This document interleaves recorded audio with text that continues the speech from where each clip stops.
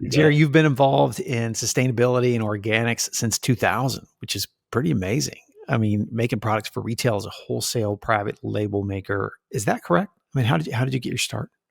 That's correct. Yeah, sales and marketing, working with apparel for a lot of years and a lot of brands out of New York and the Southeast, and many of them most people would probably know. Yeah. And then ended up in production by accident, working with DirecTV and Chipotle, who requested some uniforms that were custom, and that was back in 2000 2002 when custom was um, Right. pretty new. And Right. we went out and built the supply chains and really did custom goods. And that's how I got started in organic, because it was all about social compliance. Back then, working conditions. And um, when we got down to it, organic was really interesting because you had this transparency in the supply chain that drove so far back to the farm that you were forced to know what was going on in every step of the chain. So it's what our customers wanted at that At, time. about that time, there was also the coffee movement, sort of going back to organics, and was there some similarities in those two journeys? There's a lot of similarities in, cocoa, coffee, Yeah. uh, cotton. There's a lot of child labor. There's a lot of forced labor. Right. There's a lot of issues from that standpoint. So they're very similar in really extended supply chains. Is that Uh, what? y- You got into this because you actually have a degree in sustainability management. I Is that get, yeah, I got the degree after I got into it. To be honest, interesting? Wow. I learned really on the farm from the farmers and from a lot of folks really early on in that organic movement. And in 2007, went back and got a degree at the Presidio School of Management, executive degree, I guess, but it was pretty intensive and probably one of the first of its kind. I think it was the Presidio School of Management and Bainbridge University that had a program. Now you can go to any college and they all have a sustainability program or some advanced degree in that space. You probably cringe at this moniker then, but somewhat of a pioneer in starting and getting involved in it really early. Yeah, it's okay. I mean, there was a lot of people before me, that is for sure. Hmm. But I think going back that far, you had to be pretty unreasonable, because What do you mean? you just had to be unreasonable with what you were trying to get done, because it was just difficult. There was not a lot of transparency in supply chain, and the whole movement of globalization was really happening. It was no longer in our backyard in the United States where you could touch and feel and have relationships, and it was extended to 5,000 miles away. And Yeah. I always like to use the Indiana Jones analogy, where he jumps on that plane and you see the red dots when Right. you get to wherever he's going. It's like Yeah. that's pretty much back then how products were made. Apparel was made. So Wow. it was challenging. So you were going right to the source back then from the get go. Yeah, we were. It was a little bit backwards in that we would go to the agent or the cut and sew, and then we would have to um, kind of fight and claw to get to the farm or get to the spinner or the dye house or Yeah. whatnot. Because a lot of times they didn't want to share that information. Nowadays, people are much more open, so it's a lot easier to get that done. Yeah. I'm reading a book called Worn, A People's History of Clothing, and there's a chapter in that about cotton textiles. And I didn't realize that the US is the third largest exporter of cotton behind China and India. But China and India, of course, uses it their own consumption in their own factories. And that's why we're probably number three as an exporter, in that there's so much of it done out of Texas. But I mean, you've got like a master's, if you will, in cotton and in this whole process. I'm jumping ahead a little bit, but what have you seen change in the market from when you started to now? I mean, aside from the fact that now that the market demand is there. Yeah, I think the market demand is there. The supply is still challenging. Um, it's one of the reasons we talk a lot about transitional cotton, or in Europe they call it inconversion. Is that 3-year period where farmers are going from organic is really difficult. And without that, there's no growth of organic, right? Because they have to have that period to let the soil heal and do its thing, Right. to get that certification. So I think the supply side is still a challenge, regardless of the demand being there now. Yeah. Um, so it's almost, I mean, you could say it's more difficult now, right? Um, Wow. Because so of the demand, because the demand's high. because of the demand, and Yeah. what the work that we're doing, and the work that the Textile Exchange does, who I've been a member of forever, does great work, and they're growing, um, quite quickly. They do great work at that level, right, at that fiber level, and trying to grow that, demand in a really sustainable, to use a lack of a better term, way, Yeah. right? So It with the in westward expansion in the U.S., so much of that was because of new soil and new land, and trying to get fresh land, like you said about organic cotton. Can you explain transitional cotton a little bit more? What does that mean? sure. So we at Kastlfel, our fiber strategy is around transitional cotton. We don't really have um, an organic fiber strategy per se. So we're embracing the growth of the organic industry by saying we will, work with farmers that are, on a path to say, hey, I want to be more sustainable. I'm possibly going to do, um, I'm going to reduce my chemical use. And then next year, I'm going to go and move into, or in the next few years, I'm going to become a transitional farmer and try to get that certification. But you have to, under the certification programs out there at the farm level. So the NOP, which is the USDA's program, National Organic Program, there's a 3-year period where they have to farm organically without pesticides, without herbicides, um, and they have to use those organic practices to actually achieve that certification. And it depends on where you are in the world. I think it's 2 years in some places. I'm not the expert, but um, 2 to 3 years, and that's a challenging time because they have to sell that product for Right. conventional prices. Right. Um, so we like to move in there and really try to help. And there's a lot of movements now of incentives to farmers and areas like that where we're trying to really keep them in that transitional period. Yeah. So Let's talk about Kastlfel, because Kastlfel is a fairly new brand to the traditional industry, I think, and it's a really cool brand experience. In 2015, you went through a rebranding. The agency were working with was interested in creating your whole ethos around a green and blue sustainability brand, but you said yeah, no. You're a protest brand. What did that mean? so my business partner did. It was pretty funny. Will Glennie, we were having a conversation, and we were laughing, and I was getting all heated, and I'm like, God, we're going through like 2,000 names, right? And names are so hard. If you do find a name, then you can't find a URL, and you can't get a trademark. And Right. I'm like, we're not green, we're not blue, we're not brown, whatever you want to call it, if it's eco-friendly, right? Or eco. And I just have said, and he looks and he goes, well, what the hell are we? And I go, I don't know. We just like to do it differently. And he goes, so we're like a protest.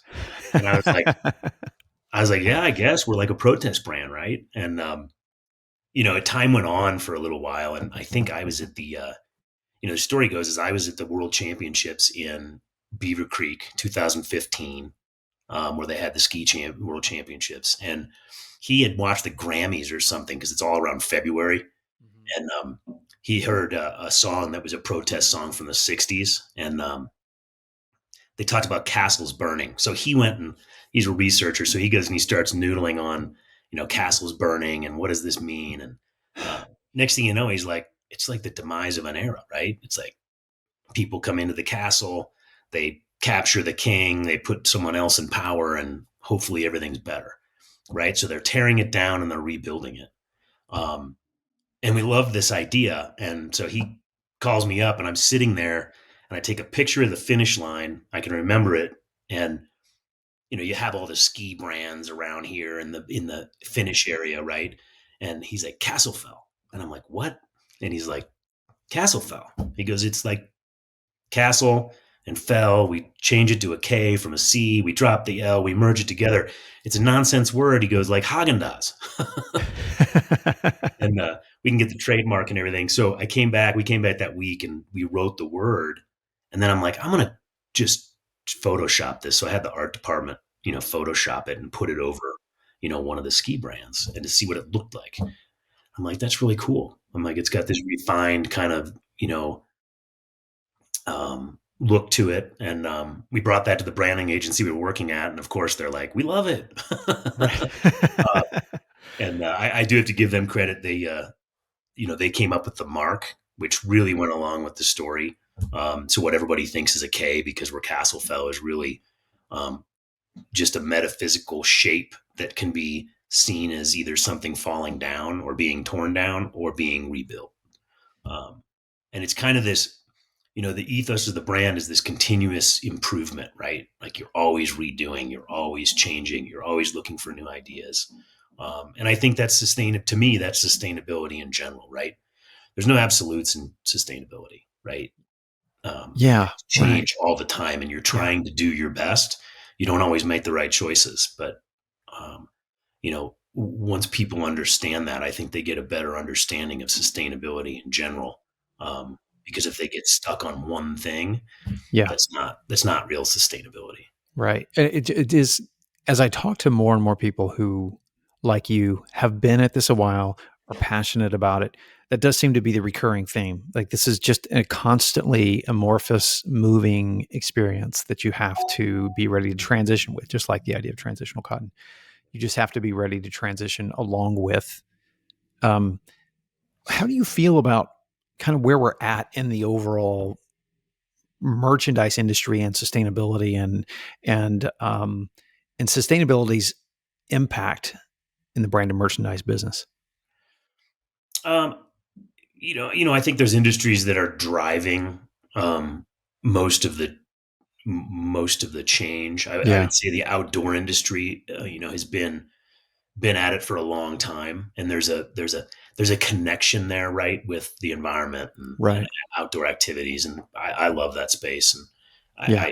I understand that. I think they do it for the right reasons in a lot of Mm. ways, and they're very into the transparency, and it's more than just organic cotton fiber or recycled polyester fiber. It's like, what are you doing with it? How are you Right. doing it? And I think that's really the important Yeah. part of it, is understanding that. And in the industry, I mean, I'd love to raise awareness to sustainability in general, and really, what does that mean? Because I know in the corporate market, it's about, everybody wants to know about material. Am I really getting that material? Right. And Right. that seems to be where it lands.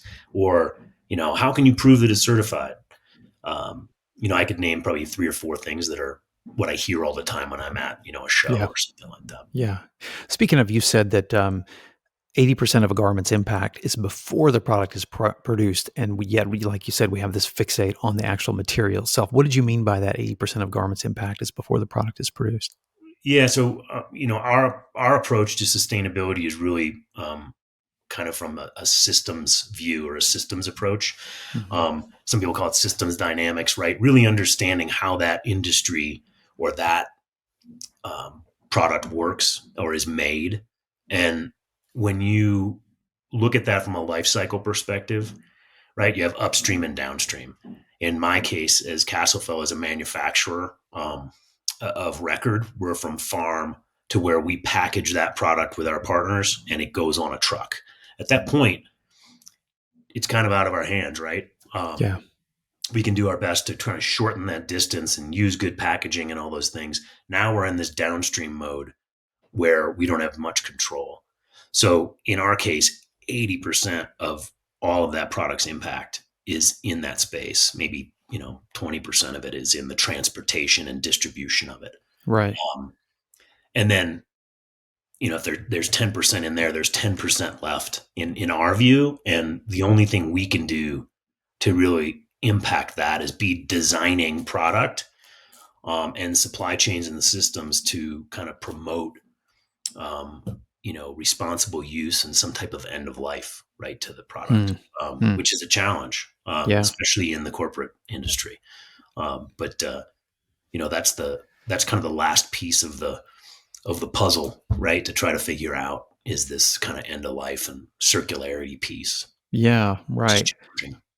Have you made some progress in that? So when you're saying end of life, I'm assuming that's what you mean, circularity, finding home for these things. Yeah, there's things we can do in design, right, and materials that make that. either disassembly or end of life easier. Mhm. Um, there's a lot of folks that it's been a movement since probably 2012, right? 2014, people were trying to figure out that recycling of garments and whatnot. It's just not easy. But I would say in the next, 10 years, there's a lot of really good technology and there's a lot of good programs. I think we're going to see a big change in that space because there's a huge push right now Yeah. to determine how to do that. You also said it's the people that that you touch in the process of making a product that matter. This probably comes from your firsthand experience, like literally from farm to garment. And can you give us an example of how Kastlfel does that? Yeah, I mean, it's been difficult to travel quite as much, post even pandemic, post Yeah, pandemic, sure. right? And then even Right. getting back into that cycle of going has been more challenging. And I think Yeah. those relationships and the connection to the people on the ground is what gets you to where you need to be from a perspective of true sustainability. Um, you know, climate change just didn't happen, right? I mean, you could argue maybe it has in some cases, but people maybe have caused it. People have caused it. People can fix it, right? And without those relationships and understanding what they do on the farm, talking to the farmer, understanding their challenges, working with the industry to try to figure out, are certain elements of certification and things like that, um, burdensome or important, right? Yeah. And how do we make it easier? And you can't do that without the relationships at the farm level or the fiber level or the, any factory level, right? I mean, Yeah. you get a really different perspective of how apparel is made when you go to a dye house, right? Right. It's hot, it's it's damp, it's not a real attractive place, and there's a lot being done to improve um, the sustainability of a product, but that a lot of times gets overlooked. Yeah. You mentioned that you try not to promote the idea of sustainability as much as attract people to the movement through our actions. What did you mean by that? Because you seem to have sustainability is such a loaded word. It's Mhm. fraught with so much misunderstanding. Is that part of what you mean by that? Yeah, absolutely. I think uh, you know we all know there's companies out there, right, that they put the stamp of organic or recycled on it, and they feel like they've done what they're supposed to do, and that's really true promotion, right? And I think the idea is telling stories and connecting with people so they understand how the things you're doing are tangible, right? Yeah. At that point, it becomes attractive, right? And I think you can attract people to the movement.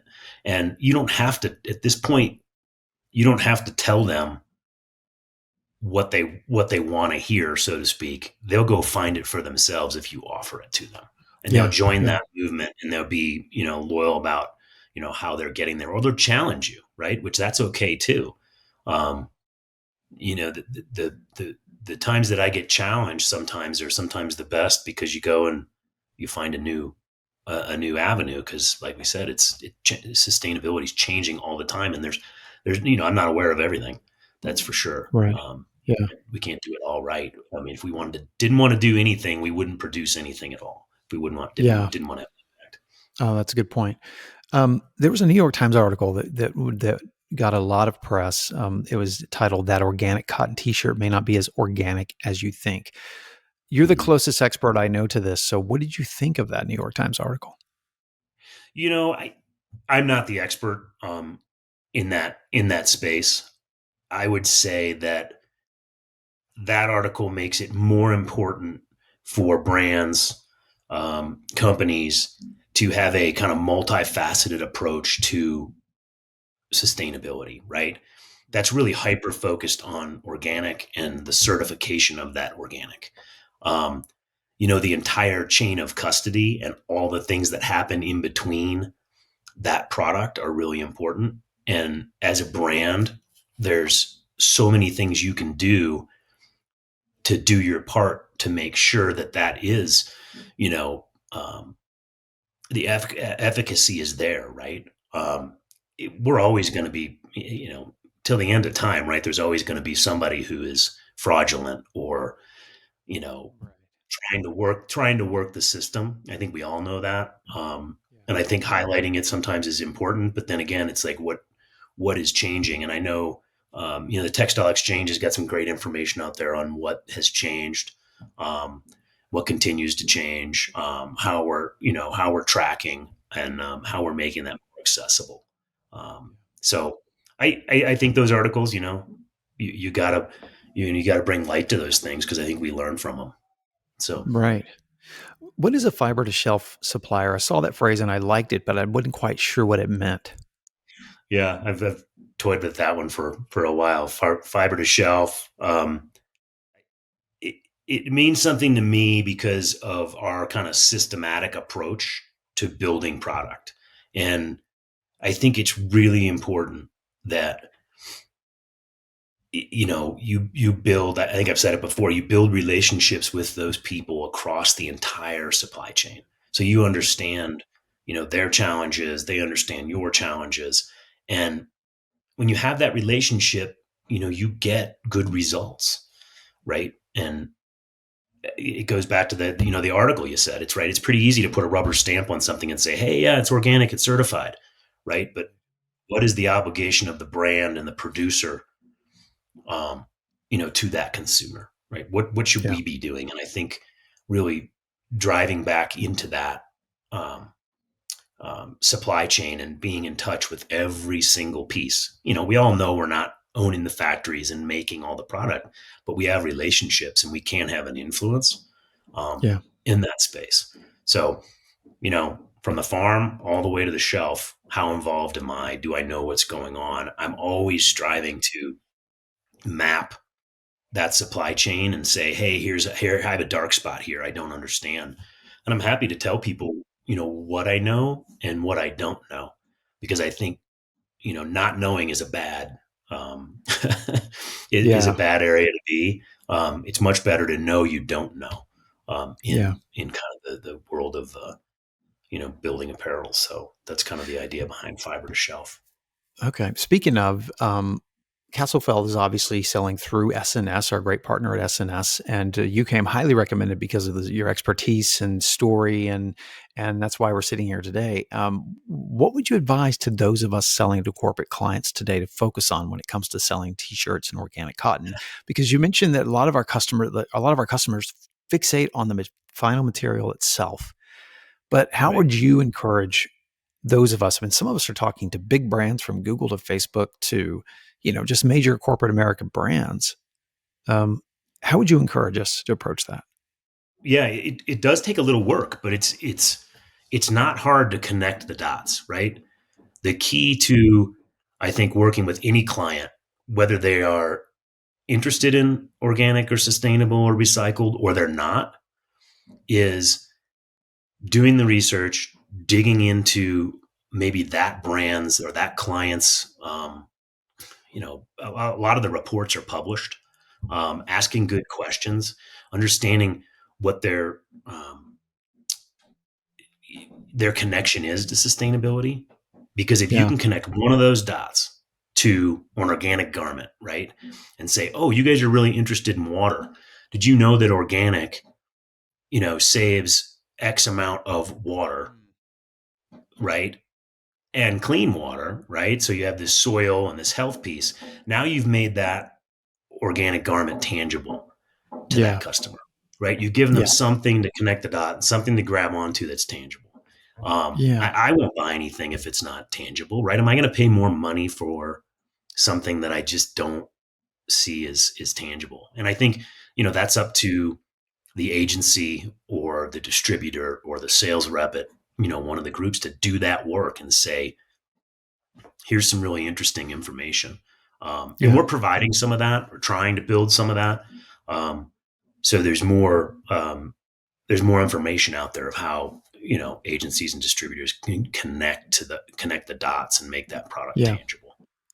You know what I love about that advice is that often we think because we sell such a wide swath of product and variety, we think we have to be experts in everything. And it's almost impossible to be experts in everything, but we are experts in is our clients, our clients. And so we do know our clients, the distributor salespeople out there that are working with these big brands and working with their clients.